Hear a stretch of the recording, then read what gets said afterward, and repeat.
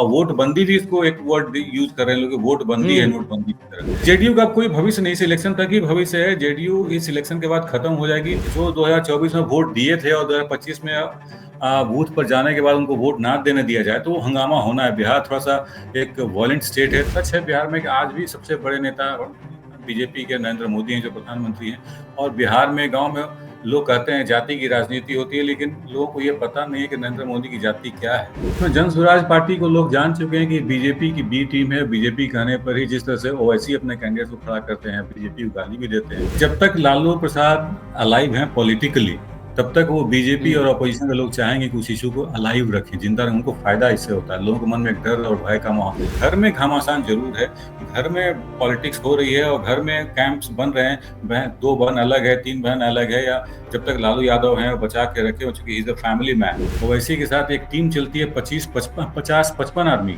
पूरा hotel book होता है, उनका साथ में चलता है। तो काफी पैसा खर्च करते हैं वो लोग, और वो पैसा कहाँ से आ रहा है, कौन प्रॉम्प्ट कर रहा है, किसका वोट कट कर रहे हैं, किसकी सीट को लूज करा रहे हैं, ये देखने पर चलता है कि नहीं, वो इंडिपेंडेंटली काम नहीं करते, कोई पीछे से है। बिहार विधानसभा चुनाव 2025 क्या नीतीश कुमार के लिए द एंड रहने वाला है, या वो अपने बेटे निशांत कुमार को उतारकर पार्टी को बचा लेंगे? आखिर बीजेपी को क्यों लग रहा है कि यही एक मौका है जब हम बिहार में अपना मुख्यमंत्री बना सकते हैं? नहीं तो अगर आरजेडी आ गई तो फिर 10 साल भूल जाओ। और आरजेडी को क्यों लग रहा है कि वो उसके पास भी यही मौका है कि वो सरकार बना ले, क्योंकि नीतीश कुमार पहली बार है जब प्रदेश की राजनीति में सबसे कमजोर दिखाई दे रहे हैं। चिराग पासवान के पास भी एक मौका है कि वो प्रधानमंत्री मोदी के साथ वफादारी निभा सकें। इसके अलावा जो छोटी पार्टियां हैं, चाहे वो जनसुराज की पार्टी हो या आईपी गुप्ता की पार्टी हो, सबको साधने के लिए बीजेपी ने अलग अलग मैदान में उतार दिया है और कुछ को अपने साथ रखा है ताकि वोटों का बंटवारा हो तो महागठबंधन यानी आरजेडी के खाते में न जा सके, वो बीजेपी के खाते में जा सके। इसके बाद से बीजेपी ने और क्या रणनीति अपनाई है इस चुनाव के लिए, और चुनाव आयोग ने जो पुनर्निरीक्षण मतदाता सूची के लिए जो घोषणा की है उस पर आम बिहार के लोगों की क्या राय है? वो क्यों कह रहे हैं कि ये वोट कटवा इस बार का चुनाव होगा, वोट छठवां चुनाव होगा? कभी नोटबंदी हुई थी, अब वोटबंदी है, ऐसे कह के ये लोग कह रहे हैं। तो आखिर इसके पीछे वजह क्या है? तमाम सवाल हैं और तमाम सवालों का जवाब जानने के लिए हमारे साथ हैं बिहार की राजनीति को अच्छे से समझने वाले अमरनाथ तिवारी सर। उनसे हम बातचीत करेंगे। तो चलिए बातचीत शुरू करते हैं।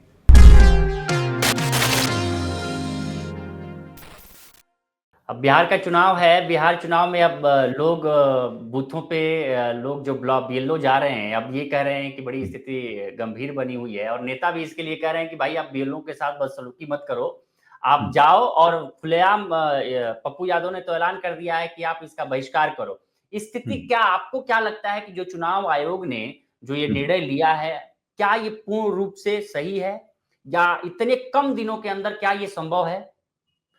देखिए, चुनाव आयोग के डिसीजन पर कोई कमेंट करना हमारा और आपका काम नहीं है। चुनाव आयोग का अपना डिसीजन हो सकता है। उनका कुछ एक आर्गुमेंट है। पॉलिटिकल पार्टी जो pro government political alliance party है, उनका कहना है कि भाई 11 दिन में भी हुआ है, क्या दिक्कत है, हो जाएगा ये। लेकिन हाँ, एक कॉमन परसेप्शन बिहार में जरूर है, लोगों के बीच में, गाँव में, बूथों पर ये जरूर है कि समय, टाइम फ्रेम बहुत कम है और ये हरक्यूलियन टास्क है। 2.5 करोड़ मतदाता बिल्कुल ऐसे हैं बिहार में जिनके पास वो जो डॉक्यूमेंट्स डिमांड किए जा रहे हैं शायद वो नहीं है। तो क्या डिलीट हो जाएंगे? एक पैनिक और एक असमंजस और एक रेस्टलेसनेस की नजदीकी उपस्थिति है गाँव में, और लोगों में एक असमंजस बना हुआ है, क्योंकि अधिकतर गांव यहाँ पलायन यहाँ से लोग करते हैं रोजगार के लिए, और उनके पास डॉक्यूमेंट्स नहीं होता। आपके पास जो डॉक्यूमेंट होता है अभी तक जो वैलिड है हर जगह, आधार का, या पिछले कुछ लोकसभा इलेक्शन लास्ट ईयर ही हुआ है बिहार में, और ये आधार वैलिड था उस वक्त।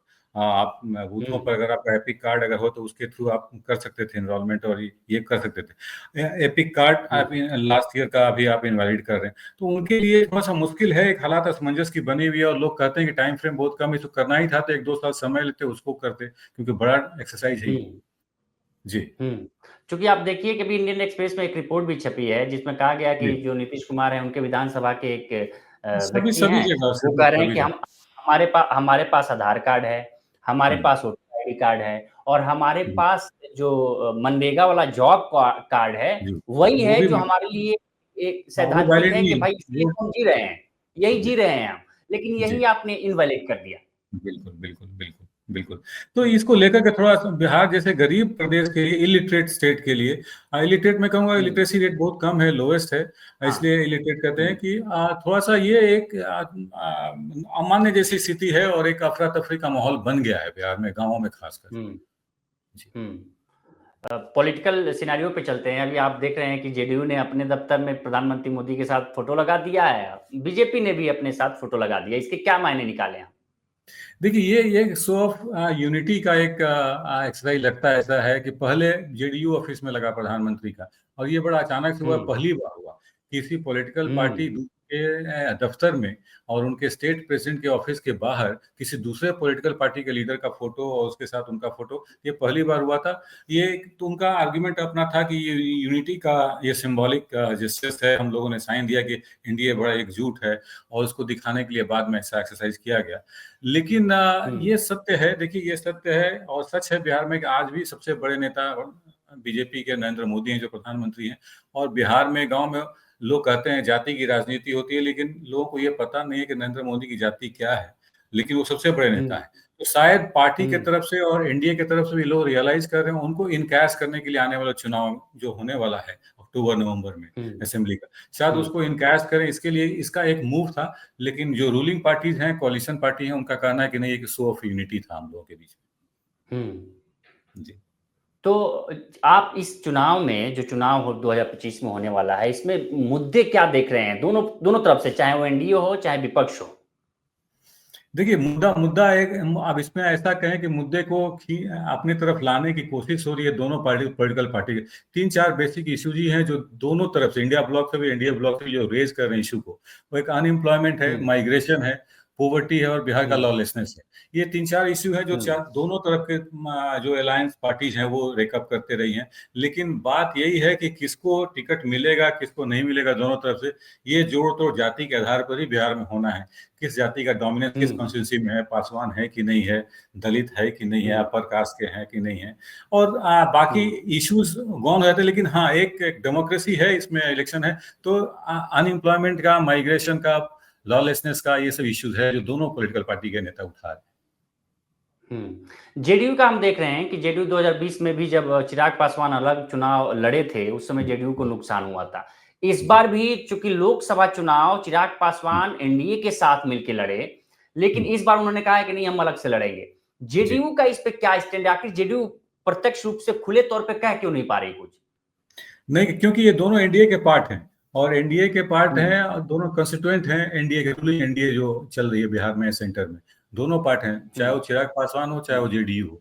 और कुछ हुँ, प्रधानमंत्री आए थे सिवान की मीटिंग में, शायद उन्होंने स्टेज पर, हमने सुना नहीं, लेकिन कुछ लोगों का दावा ये, कुछ पॉलिटिकल पार्टी के लीडर्स जो मौजूद, उनका बाद में कहना यह था कि प्रधानमंत्री ने, शायद नीतीश कुमार ने चिराग से पूछा भी कि आप यहीं से चुनाव लड़ने का मन बना रहे हैं क्या, तो क्यों हुँ, चुनाव बना लड़ने का मन बना, आप तो सेंटर में मिनिस्टर हैं। लेकिन ये हम लोग हुँ, किसी पत्रकार के कान में डायरेक्टली आया नहीं, फर्स्ट हैंड इन्फॉर्मेशन ये नहीं है, ये सेकंड हैंड इन्फॉर्मेशन हुँ, था। अब हुँ, चिराग पासवान लड़ रहे हैं, इसका इसका मेरे समझ में एक जो पॉलिटिक्स को देखते हैं 20-25 साल से, रीजन ये है कि बिल्कुल बीजेपी चाहती है कि चिराग पासवान के जो साथ जो वोट बैंक है, 5.56 या हुँ, 36% पासवान वोटर हैं बिहार में, और हुँ, ये कुछ लगभग 39 सीट्स में बड़ा डिसाइसिव हो जाते हैं जीत हार में। ये बिहार के 243 सीट में 39 सीट्स पर इनका मेजर रोल है, और हुँ, इनके एमएलए जीत के आते हैं वहां से, हुँ, पासवान हुँ, कास्ट से, दलित कास्ट से। तो चाहती है पार्टी हुँ, कि ये जरूर अपना कैंडिडेट्स खड़ा करें और उसमें डैमेज करें अपोजिशन पार्टी को, आरजेडी हुँ, लेड जो इंडिया कोalition है उसको डैमेज करें कांग्रेस के नीति को। अब चूंकि हुँ, आप देखिए, चिराग पासवान की पार्टी इतनी बड़ी नहीं हो गई है कि 243 कैंडिडेट भी इनके पास हो हर सीट्स के लिए, हुँ, इतनी बड़ी पार्टी नहीं हुई हुँ, है ये। ठीक है, ये दो तीन हुँ, तीन साल पहले इनकी अलग पार्टी बनी, चाचा से अलग हुए थे पारस जी से, और ये पार्टी का फॉर्मेशन हुँ, किया है लोक जनशक्ति पार्टी रामविलास। तो अभी धीरे धीरे ये फॉर्मेशन में आ रही है। लेकिन ये मुझे लगता है कि कहीं ना कहीं बीजेपी का ये गेम प्लान है कि सब जगह पर कैंडिडेट खड़ा को वोट का डिवीजन जितना अधिक होगा, बायपोलर कॉन्टेस्ट होगा आरजेडी वर्सेस बीजेपी में, तो उसमें बीजेपी को फायदा है। शायद ये एक कवायद यही है, इसीलिए बार बार चिराग पासवान ये कहते हैं कि शाहाबाद से लड़ेंगे। शाहाबाद में 22 असेंबली कॉन्स्टिट्यूंसीज है, आप किस सीट से लड़ेंगे, आप इसका अनाउंसमेंट अभी तक नहीं कर पाए, 1 महीना होने जा रहा है। तो शायद ये डिसीजन वहां से ग्रीन सिग्नल नहीं मिल रहा है कि हाँ क्या कब अनाउंसमेंट करना है, क्या नहीं करना है। अगर आपको करना होता है, हमको लड़ना है, तो हम बताएंगे कि भाई ये मेरी सीट है, ये हम यहाँ से लड़ना चाहते हैं। ये अनाउंसमेंट जरूर है कि जनरल सीट से लड़ेंगे। किस सीट से लड़ेंगे अभी तक ये डिक्लेरेशन, शाहाबाद से ही लड़ेंगे। तो कुछ मन में जो जैसे वोट बंदी वाला जो चल रहा है, डिसइनफ्रेंचाइजमेंट का कमीशन का जो एक्सरसाइज, शायद इसी तरह से असमंजस है ये लोक जनशक्ति पार्टी रामविलास के नेता के मन में भी है, और पार्टी के लोगों में हाँ कि क्या होना है क्या नहीं होना। लोग काफी माइन्यूटली ऑब्जर्व भी कर रहे हैं क्या नेक्स्ट मूव क्या होगा। मुझे लगता है कि जरूर बीजेपी के द्वारा प्रॉम्प्टेड है, बीजेपी इनको जैसा कर रही है वो कर जी। तो ये नीतीश कुमार को नहीं दिख रहा। नहीं, नीतीश कुमार हेल्पलेस है। नीतीश कुमार को सब कुछ दिख रहा है। नीतीश कुमार इतने कमजोर पॉलिटिकल प्लेयर नहीं है स्टेट में, उनको सब कुछ देगा, लेकिन वो हेल्पलेस है, वो कुछ कर नहीं पा रहे। ऐसी स्थिति में आ गई है उनकी पार्टी की, वो हेल्पलेस है, डिसीजन नहीं ले पा रहे हैं। और उनके अभी भी बिहार एक बड़ा अनोखा स्टेट है इंडिया में, जहाँ की चीफ मिनिस्टर मेंटल जो कहते हैं लोग कि लीडर अपोजिशन अचेत अवस्था में है। अचेत अवस्था एक वर्ड यूज करते हैं, that is mentally not fit to govern. अब वो mentally not fit to govern आदमी जो है स्टेट को चला रहा है, 3-4 लोगों के आगे पे चला रहे हैं, वो चीफ मिनिस्टर बने हुए हैं। तो शायद ये इलेक्शन तक ऐसे ही चले। उनके वोट बैंक को, जो आइडेंटिफाइड वोट बैंक है जेडीयू की तरफ, शायद बीजेपी चाहती है कि उसका भी एडवांटेज ले लिया जाए, कोई मौका छोड़े ना इस बार किसी तरह का। तो शायद इलेक्शन तक ये सब चलते रहेगा। नीतीश कुमार, ये चुनाव बहुत मायने रखता है नीतीश कुमार के लिए, चाहे नीतीश कुमार हो चाहे उनकी पार्टी के लिए।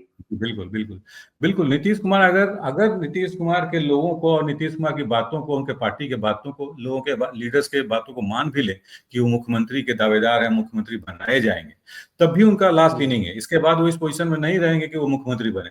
और फॉर दैट मैटर अभी तो लोग जान रहे हैं कि वो मुख्यमंत्री नहीं बनने जा रहे हैं। बीजेपी एक महाराष्ट्र वाला गेम प्लान यहाँ करेगी उनके साथ। कोई ऐसा साइन मिला नहीं जिससे कि वो क्रीडेंस हो, जिसे लगे कि नहीं जो बोल रहे हैं सत्य है, इसमें वेट है, ऐसा कोई साइन मिला नहीं है। तो नीतीश कुमार उनकी पार्टी, अब नीतीश कुमार नहीं है तो पार्टी नहीं है, पार्टी का डिवीजन हो जाएगा, लोग इधर उधर चले जाएंगे। हर पार्टी का, आरजेडी का भी वही हाल है, लालू यादव नहीं है तो शायद पार्टी में डिवीजन हो जाए, जेडीयू का भी वही हाल। तो बड़ी पार्टियां गॉबल अप करती हैं, तोड़ फोड़ मचाती हैं, लोग भागते भी इधर उधर से। तो बड़ा क्रूशियल है इलेक्शन जेडीयू के लिए भी, क्योंकि उन जेडीयू के खुद विधायक बात ये कर रहे हैं कि अगर नीतीश कुमार अपना अल्टरनेटिव नहीं ढूंढेंगे और भी अपने परिवार से, तो भगदड़ मच जाएगी। जितने बड़े नेता हैं, कोई आरजेडी में भागेगा, कोई कांग्रेस में भागेगा, कोई बीजेपी में भागेगा। बिल्कुल बिल्कुल, तो ये क्या सच जो बात है उनके बेटे हैं, जी जो बेटे हैं निशांत कुमार, उनकी एंट्री की संभावना है? क्योंकि आप बिहार पॉलिटिक्स को बहुत अच्छे से जान रहे हैं, समझ रहे हैं। नहीं, ये उसको लेकर के कोई फायदा नहीं है। और निशांत के पास, निशांत की अपनी भी कोई पॉलिटिकल इंटरेस्ट नहीं है कि वो पॉलिटिक्स में आए और या एमएलए बने।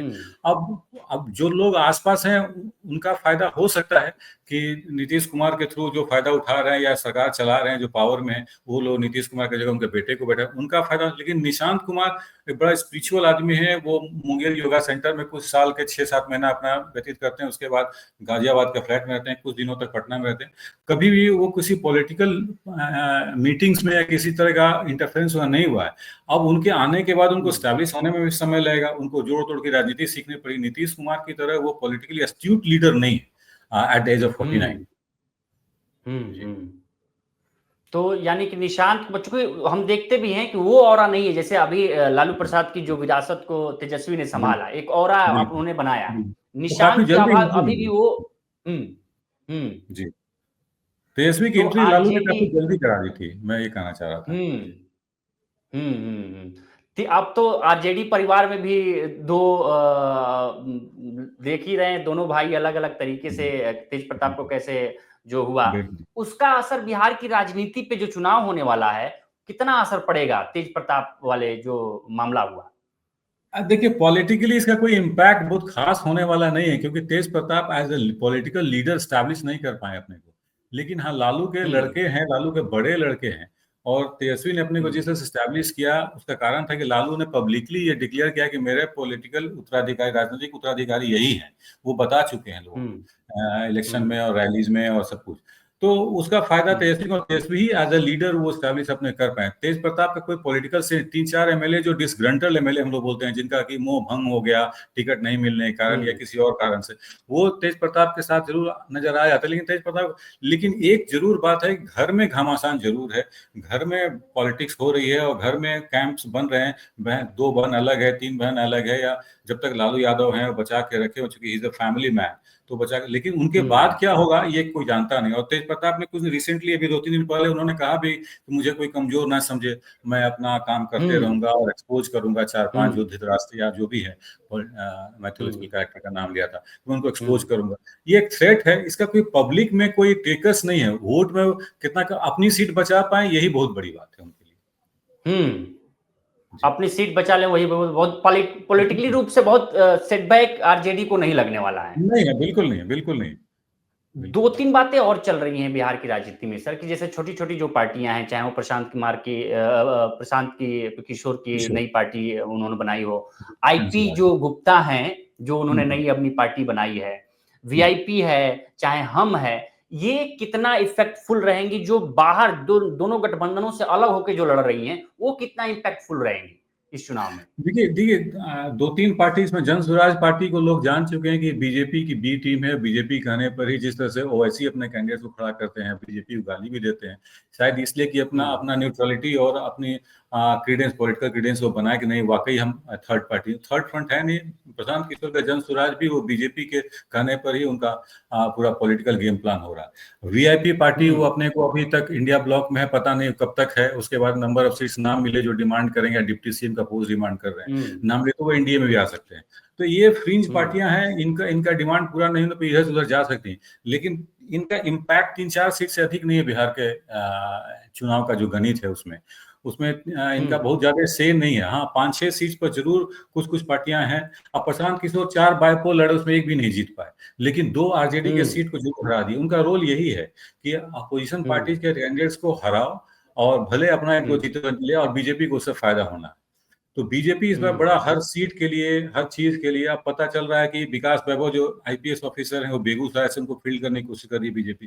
तो भूमिहार कम्युनिटी से, अपर कास्ट से आते हैं वो। और जो एक और थे माचो सिटी एसपी पटना में था, सॉरी वो वीआरएस लेके मुंगेर साइड में कैंप किए हुए हैं। तो कुछ कुछ इस तरह से है, बड़ा पर्टिकुलर है बीजेपी इस बार, division wise, region wise, constituency wise, कैसे अगर जीत नहीं पाए तो दूसरे को भी हरा दें, इस बात की कोशिश हो रही है। यानी कि जैसा मार्केट में या मीडिया में ये चल ही रहा है कि बीजेपी ने ये सोचा है कि जो वोट बैंक हमारे पास नहीं आ रहा है उसको विपक्ष के पास न जाने दे, उसको कन्वर्ट करा दे, उसमें डिवीजन हो जाए, उसमें 2-3 तरह का फैक्टर हो जाए और वो जीत ना पाए, जो बाइपोल में देखने को मिला है। हालांकि प्रशांत किशोर बार बीजेपी पे कभी अटैक करते हैं, लोग कहते हैं अटैक, लेकिन कभी नीतीश कुमार और बीजेपी के टॉप लीडर्स ही प्रशांत किशोर पर अटैक नहीं करती, ये भी देखना है वो अटैक नहीं क्यों नहीं करती। क्यों? क्योंकि वो उनके तरफ से है। नीतीश कुमार हेल्पलेस, नीतीश कुमार चाह के भी कुछ नहीं कर पा रहे हैं, बीजेपी के तो आदमी है इसलिए वो नहीं बोल पाते बीजेपी के लोग।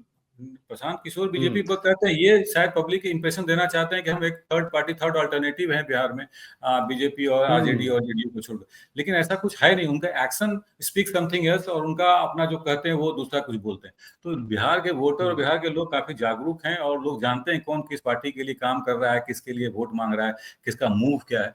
तो आप जब घूमेंगे तो पता चल जाएगा बिहार में कि प्रशांत किशोर को लोग कैसे ले रहे हैं। अच्छा, असदुद्दीन ओवैसी का क्या रहने वाला है इस चुनाव में? इसमें एक बड़ा डिफरेंट इनका इनपुट आया है कि असदुद्दीन ओवैसी की पार्टी एआईएम की तरफ से लेटर लिखा गया है इंडिया ब्लॉक को और आरजेडी को कि मुझे अब इसमें क्या गेम प्लान है ये शायद मुझे तो थोड़ा डाउटफुल लगता है, क्योंकि ये कभी हुआ नहीं है और उन्होंने आउटराइटली उन पर रिजेक्ट भी नहीं किया है जेडी ने, लेकिन कोई अपना उस पर ओपिनियन भी नहीं दिया किसी पार्टी नेता ने। एक दो ने, तेजस्वी ने कहा कि नहीं हम लोग कंसीडर नहीं करेंगे, मतलब कंसीडर करें या ना करें इस लायक भी उस लेटर को नहीं माना है। तो ये इनका कहना है कि हम लोग इंडिपेंडेंट ही, और बराबर इंडिपेंडेंट ही लड़ती रही वो पार्टी। सीमांचल में उनका कुछ वोट बैंक है, चूंकि ओवैसी का अपना फैन फॉलोइंग है यंग वोटर्स में, मुसलमान वोटर्स में, तो उसको इनकार करते हैं। पिछले बार 5 जीत के आए थे, 4 बार में बाद में आरजेडी में चले गए थे। एक नेता उनके स्टेट प्रेसिडेंट अख्तरुल इमान वही बच गए थे, वही एमएलए पार्टी के। तो वो सीमांचल में ही इफेक्टिव है, सीमांचल, और हमेशा से इंडिपेंडेंट ही लड़ते रहते हैं। इस बार ये कहना कि नहीं अगर अलायंस में नहीं लेंगे तो इंडिपेंडेंट लड़ेंगे, तो कौन सी नई बड़ी बात होगी? कोई बड़ी बात नहीं है।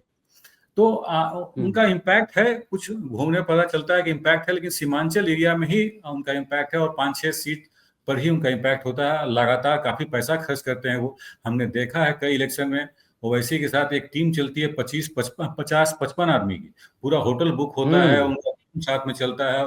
तो काफी पैसा खर्च करते हैं वो लोग, और वो पैसा कहाँ से आ रहा है, कौन प्रॉम्प्ट कर रहा है, किसका वोट कट कर रहे हैं, किसकी सीट को लूज करा रहे हैं, ये देखने पता चलता है कि नहीं, वो इंडिपेंडेंटली काम नहीं करते, कोई पीछे से है जिनके लिए काम कर रहे हैं। अच्छा, मुस्लिम वोट बैंक है जो कभी नीतीश के साथ भी रहा, अभी भी शायद नीतीश के साथ अब इस वाले चुनाव में क्या मुस्लिम वोट बैंक की भूमिका होने वाली है? क्योंकि अभी तो एनडीए के साथ है, पिछले भी एनडीए के साथ है, तो मुस्लिम वोट बैंक रहा है कुछ। अब स्थिति क्या है? जैसे वक्फ बोर्ड को लेके जो गांधी मैदान में जो इतनी बड़ी रैली हुई, इसके बाद नीतीश कुमार की पार्टी के लिए मुस्लिमों का परसेप्शन क्या है? देखिए, बातचीत करने पे पता चला कि वो नीतीश को पसंद नहीं कर रहे हैं, क्योंकि उनको पता है कि नीतीश कुमार बीजेपी के साथ गया, मुसलमान वोट बीजेपी के साथ नहीं जा सकता कभी।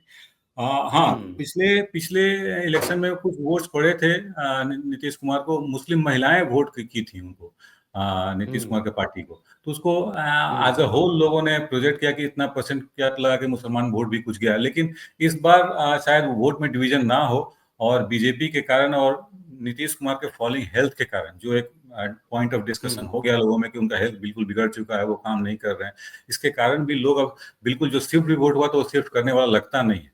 मुसलमानों में बातचीत करने पर लगता है कि नहीं, वो नीतीश के फेवर नहीं करने वाले। अच्छा सर, आप तो ग्राउंड में भी देखते होंगे, लोगों से बात कर रहे होंगे, जो जंगल राज का परसेप्शन है लालू प्रसाद यादव और आरजेडी को लेके अभी किस प्रकार सत्ता पक्ष के लिए या एनडीए के लिए कारगर है अभी भी? क्योंकि जब भी हम देखते हैं तो जंगल राज था, फिर आपको जंगल राज में वापस लेके चला जाएगा। जबकि आरजेडी से जब ये सवाल पूछा जाता है, चाहे वो तेजस्वी यादव हो तो या संजय यादव जो उनके करीबी हैं, वो कहते हैं कि जंगल राज जब था तो उसमें स्टेक होल्डर कौन थे? जब आप अगर कह रहे हैं कि जंगल राज हैं, तो वीरेंद्र यादव थे जो आज डिप्टी सीएम है, वो भी उस सरकार के हिस्सेदारी थे 2000 में, तो वो भी तो उस हिस्सेदारी थे। बिल्कुल बिल्कुल सही बात है। और ये जब तक लालू प्रसाद अलाइव हैं पॉलिटिकली, तब तक वो बीजेपी और अपोजिशन के लोग चाहेंगे कि उस इशू को अलाइव रखें, जिंदा रखें। उनको फायदा इससे होता है, लोगों के मन में एक डर और भय का माहौल, क्योंकि दूसरा कोई इशू नहीं है, ऐसा परफॉर्मेंस कोई रूलिंग पार्टी के लोग कर नहीं पाए जिसको लेकर के वो माइग्रेशन रोक नहीं पाए, अनएम्प्लॉयमेंट को खत्म नहीं किया। ठीक है, डेवलपमेंट के नाम पर कुछ है, लेकिन बिहार के लोग ये मानते हैं कि डेवलपमेंट इसलिए हो रहा है, डेवलपमेंट भी दो ही डेवलपमेंट हुआ, रोड का या कंस्ट्रक्शन का बिजनेस हुआ, या तो रोड बना या फिर बिल्डिंगें बनी। तो इसमें ऐसा इसलिए होता है क्योंकि इसमें नेताओं को डायरेक्ट कट मिलता है, कुछ कुछ तरह की बातें सुनने को मिलती है लोगों के द्वारा। और बाकी डेवलपमेंट क्यों नहीं हुआ, क्यों नहीं हॉस्पिटल बन गया, क्यों नहीं यूनिवर्सिटी का कोई बड़ी यूनिवर्सिटी आ गई या कोई इंडस्ट्री आ गया, लोग क्वेश्चन करते हैं ये। अब वोट में कितना टर्म ये कन्वर्ट होता है, ये सेंटिमेंट, ये उस वक्त देखा जाता है। लेकिन हाँ, एक जंगल राज का भय तो जरूर अपोजिशन दिखाती है। वही भय जैसा कि सीवान में एक जमाने में शहाबुद्दीन वर्सेस मालिक होता था, जब तक शहाबुद्दीन है मालिक 1-2 सीट आते रहेगा, और माले हैं तो शहाबुद्दीन है। तो इस तरह से डर भय दिखा के अपना लोगों को रिकॉल कराते हैं कि भाई जंगल राज आ जाएगा।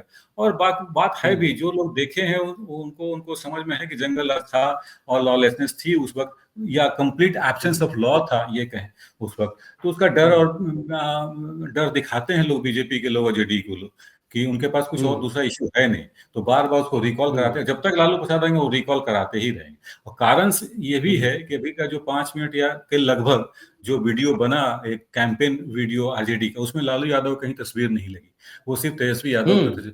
हाँ, उसमें कहीं लालू यादव का मेंशन भी नहीं, कोई तस्वीर भी नहीं, कहीं कुछ नहीं है। इस तो अपोजिशन ने या रूलिंग जो पार्टी है एनडीए की, उन्होंने क्वेश्चन भी किया कि भाई बाप को भुला दिया, लेकिन उसका शायद रीजन ये रहा होगा कि लोगों को ये चाहते नहीं कि फिर से जंगल राज याद दिलाएं और उनके रिजीम को याद दिलाएं, तो इससे निकलना चाहते हैं। लेकिन बाकी लोग जो बीजेपी के हैं, जेडीयू के, वो चाहते हैं कि नहीं, लोगों को याद दिला के रखा जाए। तो डर एक दिखाने की कवायद है। जब तेजस्वी यादव के सामने इस चुनाव में सबसे बड़ी चुनौती क्या है? नहीं, सबसे बड़ी चुनौती वही है कि बीजेपी को कैसे काउंटर करे। वो सत्ता में आते आते लास्ट 2020 के इलेक्शन में रह गए थे, 12 सीट उनको कम थी, 10 या 12 सीट। हम्म। कुछ सीटों हम्म। पर वो 500 100 या 1000 वोट से उनके कैंडिडेट्स को हराया गया था या हाँ, हारे। 300 200 एक वोट से जी, ऋतु जायसवाल तो जैसे उनको थी वो लगता, जी 201 जी, वोट से तो उनको लगता ऐसा था कि पावर आते आते चला गया, तो इस बार लग रहा है कि उसका मेकअप हम कर पाएंगे लोगों में। तो बीजेपी काउंटर करना ही इस बार सबसे बड़ी चैलेंज है उनके पास। बाकी आरजेडी का अपना वोट बैंक है, इसमें कोई डाउट नहीं है कि 17 और 14% यादव वोट और मुसलमान वोट उनके साथ। अब कितना जोड़ पाते हैं ईबीसी को या अपर कास्ट को। अपर कास्ट तो शायद शायद ही जुटे, लेकिन ईबीसी में एक कोशिश है, ईबीसी को तोड़ा जाए, उसको साथ में लाया जाए। कैसे लेके आएंगे, क्या करेंगे, ये इस बार थोड़ा देखना बाकी। तो चैलेंज यही है कि बीजेपी को कैसे काउंटर करे। तेजस्वी यादव ने जो एक परसेप्शन बनाया नौकरी देने का युवाओं के बीच, वो जी, कितना अभी उनके फेवरेबल में है? नहीं, लोग चर्चा करते हैं, ऐसा नहीं चर्चा नहीं, कि लोग चर्चा हम्म। करते हैं कि जब 17 महीने की सरकार बनी थी महागठबंधन की, जिसमें नीतीश कुमार भी थे और हम्म। हम्म। नौकरियां बांटी गई थी, तो ये कहते हैं लोग कि क्रेडिट हम्म। तो तेजस्वी को ही है। बाकी हम्म। सरकार का तो काम ही है कि सरकार नौकरी नहीं दी तो फिर नौकरी कौन देगा, इसके पहले आप क्यों नहीं दे हम्म। पाए थे, लोग ये भी क्वेश्चन करते हैं। हम्म। मैं बार बार इस बात को रिपीट करता हूँ कि बिहार का जो वोटर है वो बाकी स्टेट्स के वोटर से काफी डिफरेंट है। वो पॉलिटिकली बहुत अवेयर वोटर है, उसको पता है कि किस आदमी का मूव अगर ये है तो किस लिए है। आप जब बहुत उसके साथ हम्म। बैठेंगे, कुरेदेंगे, तो पॉलिटिक्स आपको समझा देगा अपने एरिया का। तो बिल्कुल वो हम्म। पूछते हैं कि भाई इसके पहले आपने नौकरियां क्यों नहीं बांटी, तेजस्वी के आने के बाद ही नौकरियां क्यों। अब सरकार की तरफ से कोशिश हो रही है, हर एक महीना पर कुछ 10,000 20,000 नौकरियां बांटी जा रही है, अपॉइंटमेंट लेटर्स दिए जा रहे हैं। अभी नीतीश कुमार ने कुछ कांस्टेबल्स की नौकरी का अपॉइंटमेंट लेटर डिस्ट्रीब्यूट किया है। लेकिन एक हम्म। इंप्रेशन है कि नहीं, ये आरजेडी ने ही शुरू किया था नौकरी देना। और तेजस्वी यादव चूंकि हम्म। यंग है, नीतीश कुमार के बूते की बात का, नीतीश कुमार तो पॉलिटिकली फिनिश हो चुके हैं, सरकार 3-4 लोग मिलकर ही हम्म। चलाते हैं। तो ये मैसेज हम्म। लोगों के बीच में है। इसको काउंटर अब कैसे जेडीयू कर रही है, बीजेपी करे, तो जेडीयू की तरफ से कोई ऐसा इफेक्टिव काउंटर मूव दिख नहीं रहा है, पॉलिटिकल मूव। चूंकि हम देखते हैं कि जो सेंटिमेंट जो मेंटली अनहेल्दी का मामला जो आता है उठता रहता जी है जी नीतीश कुमार को लेके, बहुत इफेक्टिव रूप से आरजेडी उस मुद्दे से थोड़ा बाहर अपने आप को निकालती है। बहुत ज्यादा आक्रामक मेंटल हेल्थ के मुद्दे पे वो आक्रामक नहीं होती है नीतीश कुमार पे। इसके पीछे क्या वजह है? नहीं, उसके उसके पीछे वजह ये है कि वो चाहते हैं कि भाई इनका जो हाउस ऑफ कार्ड्स है खुद क्रम्बल हो जाए, खुद ये अपने आप गिर जाए। लोग को हम कितना अटैक करें इस पर। हालांकि तेजस्वी यादव जब भी अब हम्म। नीतीश कुमार को पहले एड्रेस करते तो चाचा जी कहा करते थे, सरकास्टिकली ही करते थे, लेकिन अब कहते हैं कि हम्म। मुख्यमंत्री जो अचेत अवस्था में पड़ा हुआ है। तो अटैक तो हम्म। कर रहे हैं वो, लेकिन उस आपने हम्म। सही कहा कि वो उस इफेक्टिवली नहीं कर पा रहे, इसलिए कि कहते हैं कि नहीं, खुद लोग समझे, खुद जाने। और लोग ये जान भी रहे हैं, देख भी रहे हैं कि किसी फंक्शन में हम्म। किसी ऑफिसर के कंधे पर फ्लावर पॉट रख देना, हम्म। नेशनल एंथम के समय वो हाथ हिलाने लगते हैं। तो लोग कहते हैं कि जब हम्म। खुद वो साइन दें तो मुझे बोलने की क्या जरूरत है। और ये बात सही भी है कि हम्म। अब ये कोई इशू छुपा हुआ नहीं है। दिल्ली के पत्रकार भी हम लोगों को अमूमन लगभग रोज फोन करते हैं, पूछते हैं कि आज कुछ नया नाटक किए क्या मुख्यमंत्री आपके। तो इस तरह से हम्म। अब चर्चा का विषय ये हो गया है, और एक लोगों में ये हम्म। मैसेज चला गया कि he is not well physically, और उनके एक्शन से ये दिखता है, रिफ्लेक्ट होता है। जेडीयू के भविष्य को फिर कैसे देखते हैं आप? नहीं, जेडीयू का कोई भविष्य नहीं, सिलेक्शन तक ही भविष्य है। जेडीयू इस सिलेक्शन के बाद खत्म हो जाएगी। ऐसे भी नीतीश कुमार के नहीं रहने पर जेडीयू का कोई फ्यूचर नहीं है। कुछ लोग इधर चले जाएं, कुछ आरजेडी में चले जाएं, कुछ बीजेपी में आ जाएं, जो बीजेपी से फायदा हम्म। उठाने चाह रहे हैं। कुछ लोग जो हम जानते हैं, हम लोग कि कौन कौन लोग बीजेपी के हम्म। टच में हैं और किन। तो जेडीयू का कोई फ्यूचर अब नहीं रहा, इस इलेक्शन के बाद नहीं होगा, क्योंकि उनके कोई पॉलिटिकल हम्म। लीगेसी नहीं है नीतीश कुमार की। आप एक निशांत कुमार उनके लड़के हैं, वो आएंगे नहीं, ये असमंजस 3-4 महीना पहले अब इलेक्शन बचा है, उसके पहले जब ये असमंजस है तो कितना अपने को स्टैब्लिश कर पाएंगे, it will take a long time. और बीजेपी ऐसी पार्टी है जो एक बार अगर पावर में आ गई तो फिर आपको 20 साल के पीछे आप कुछ सोच नहीं सकते। वो बड़ा हम्म। माइन्यूटली हर चीजों को अपने कब्जे में ले लेती है। तो फिर लगता नहीं है कि जेडीयू का कोई फ्यूचर होगा इस इलेक्शन के बाद, ऐसा लगता नहीं। हम्म। जैसे हमने 2-3 चुनाव हाल ही में, जो हरियाणा का चुनाव हुआ, महाराष्ट्र का चुनाव हुआ, जो जो 2-3 चुनाव हुए हैं, दिल्ली का चुनाव हुआ, इसमें हमने जी देखा कि बीजेपी ने एक परसेप्शन डेवलप किया। हरियाणा में बिल्कुल। कहा कि अगर जाट आ जाएंगे तो तुमसे उनके निचली वाली जातियां बहुत परेशानी में पड़ जाओगे। वहां बिल्कुल। हुआ कि अगर फिर मराठा आ जाएंगे तो तुमसे जो नीचे जातियां, अलग जातियां, तुम परेशान हो जाओगे। क्या ऐसा डर बिहार में भी एक माहौल देखने को मिल रहा है क्या, कि अगर तेजस्वी यादव अगर सत्ता में आ गए तो जो निचली जातियां हैं उनके लिए बहुत परेशानी का सबब बनेंगी? नहीं, ये कोशिश जरूर हो रही है उनके कैंपेन में। उनके नेता जरूर बोलते हैं कि या तो जंगल राज चुनिए या फिर बीजेपी जैसे पार्टी को चुनिए, जो कि डबल इंजन की सरकार है और ऑपरेशन सिंदूर और फलाना ठिकाना जो उनका अपना अचीवमेंट्स है वो लिस्ट करते हैं। हम्म लेकिन इसमें वो इश्यू पब्लिक में बहुत ज्यादा इफेक्टिव नहीं हो पा रही है among the public, hmm among the voters. इसलिए नहीं हो पा रही है कि वो बिहार पॉलिटिकली बड़ा डिफरेंट है हरियाणा से और महाराष्ट्र से अपने का। वो हर चीज को बड़ा हम्म सोच समझ के, जो यादव और मुसलमान वोट है शायद ये इशू कोई पॉइंट ऑफ डिस्कशन भी नहीं है इनका, ऑपरेशन सिंदूर का हम्म और दर भय का। वो कहते हैं कि नहीं, हाँ, जो हम हम्म जिसको वोट देते हैं उसी को देंगे। बड़ा फिक्स माइंड से ये लोग आए, सपना दिखाते हैं, फिर चले जाते हैं ये बाहर के लोग। लेकिन हाँ, ये जरूर है कि जो सेमी अर्बन एरियाज है पटना के पेरीफेरी हम्म में, मुजफ्फरपुर, वैशाली और बाकी एरियाज में, भोजपुर में, ये जरूर बीजेपी का अपना एक वोटर हैं और बीजेपी के लोग अपना एक परसेप्शन बनाते हैं कि नहीं, बीजेपी अब चेंज होना चाहिए। 33 साल हो गया बिहार में लालू नीतीश को देखते देखते, तो और बीजेपी भी मान रही है कि इस बार नहीं बना पाएंगे तो शायद फिर कभी नहीं बना पाएंगे। कारण इसका है कि जो पार्टी हम्म अगर आरजेडी पावर में आ गई तो 10 साल तक वो फिर हिलने नहीं देगी किसी को, उनका अपना मैकेनिज्म होगा। हम्म तो इस बार बीजेपी हम्म अपना हर हथियार और हर मैकेनिज्म यूज कर रही है।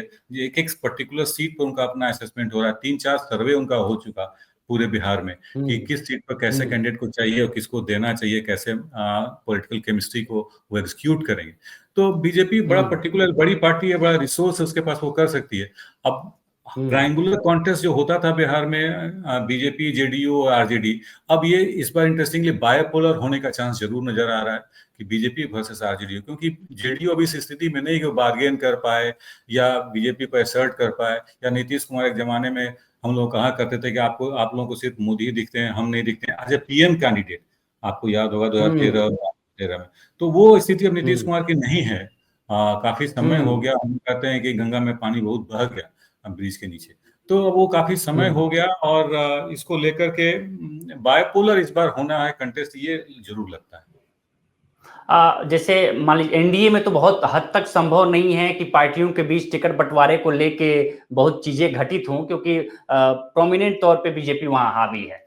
लेकिन हम महागठबंधन में देखते हैं कि आप पिछली बार 2020 का भी चुनाव देख लें कि कांग्रेस ने 70 सीटें 90 सीटें लेके उसका प्रदर्शन कितना रहा, कम्युनिस्ट पार्टी कम सीटें होकर भी उसका प्रदर्शन अच्छा रहा। क्या महागठबंधन के बीच सीटों का बंटवारा को लेकर, क्योंकि कांग्रेस ने अभी फिलहाल इस चुनाव में दमखम अपना दिखाया है, तो क्या कुछ सीट बंटवारे को लेकर महागठबंधन के बीच कुछ घटित हो सकता है पार्टियों ये के बीच? कोई ऐसा किसी तरह का इंटरेस्ट या डिसेंटमेंट या डिसेंट नहीं है हम्म महागठबंधन या इंडिया ब्लॉक में सीटों को लेकर अभी फिलहाल। अब डिस्ट्रीब्यूशन समय, हम्म लेकिन हाँ, एक जरूर है कि अब वीआईपी उनके जो पार्टी है, मुकेश सहनी की पार्टी, वो एक पार्ट है इंडिया का, हम्म वो 60 सीटों की डिमांड कर रहे हैं। अब 60 तो लगता नहीं कि हम्म 243 में 60 सीट्स एक कांस्टिट्यूंसी को मिल जाएगा, और डिप्टी सीएम का पोस्ट भी हम्म डिमांड कर रहे हैं। तो एडजस्टमेंट कहीं ना कहीं हम्म करना होगा। शायद इस बार आरजेडी कांग्रेस को 70 सीट भी ना दे, जो पिछले बार दिया था उन्होंने, और 19 सीट ही जीत के आए थे। स्ट्राइक रेट इनका हम्म काफी नीचे था। तो बीजेपी, आरजेडी को बहुत था। लगता ये है जी, तो आरजेडी को लगता ये हम्म है, आरजेडी के नेताओं को और आरजेडी के टॉप लीडरशिप को, कि कम सीट दो, इफेक्टिव दो, ज्यादा सीट जीत के आए या कम। और अगर इनको 70 पर या 90 लड़ना ही है तो वो आरजेडी ही कैंडिडेट तय करेगी कौन कैंडिडेट होगा जो जीत के आए। विनेबिलिटी फैक्टर ही इस बार हम्म इंपॉर्टेंट जा रहा है दोनों तरफ से। हम्म अब लास्ट क्वेश्चन ये है चुनाव आयोग से लेके, जैसे विपक्षी पार्टियां कह रही हैं कि अगर महाराष्ट्र में जैसे चुनाव हुआ जो आरोप लगे, अगर वैसे ही चुनाव जैसे दिल्ली में चुनाव हुआ वैसे ही अगर चुनाव हुए बिहार में, जो एलिगेशन है हम साफ साफ बता रहे हैं कि जो विपक्षी पार्टियां क्या एलिगेशन लगा रही हैं कि आप देखते हैं सर्वे करते हैं कि भाई इस परिवार में 5 सदस्य हैं, ये आरजेडी को वोट जाएंगे तो उसमें से 2 वोट काट लिए जाते हैं। एलिगेशन दिल्ली में भी लगा, एलिगेशन महाराष्ट्र में भी लगा। अगर ऐसा एलिगेशन अगर ऐसा होता दिखता है बिहार के चुनाव में, तो आरजेडी के लिए क्या स्थिति होने वाली है? ये मुश्किल है, ये मुश्किल है। जो एक्सरसाइज चलने वाला है, जो ये स्पेशल इंटेंसिव डिवीजन वाला सर जिसको बोल रहे हैं हम लोग हम्म चुनाव आयोग की तरफ, लोग उसको उसी ढंग से देख रहे हैं कि बीजेपी में जिस तरह से लोगों का वोट का, और वोट बंदी भी, इसको एक वर्ड यूज कर रहे हैं लोग, वोट बंदी है हम्म नोटबंदी की तरह। तो अब पता नहीं, हम्म ये एक इशू है आरजेडी के लिए, काफी अलार्मिंग है, और शायद इसीलिए आरजेडी और कांग्रेस के लोग चाहते हैं कि मेजर इशू बने, मीटिंग हो रही है उनकी, लोगों के बीच जा रहे हैं वो, कि भाई ठीक है आपका हम्म इंटेंशन, हम इलेक्शन कमीशन का इंटेंशन सही हो सकता है लेकिन टाइमिंग सही नहीं है। ये आप इलेक्शन के हम्म। पहले 3 महीना पहले एक्सरसाइज शुरू करें, टाइमिंग से नहीं। आप इसमें बड़ा एक्सरसाइज था। 7.8 मिलियन, 7 करोड़ 80 लाख वोटर हैं बिहार में, रजिस्टर्ड वोटर।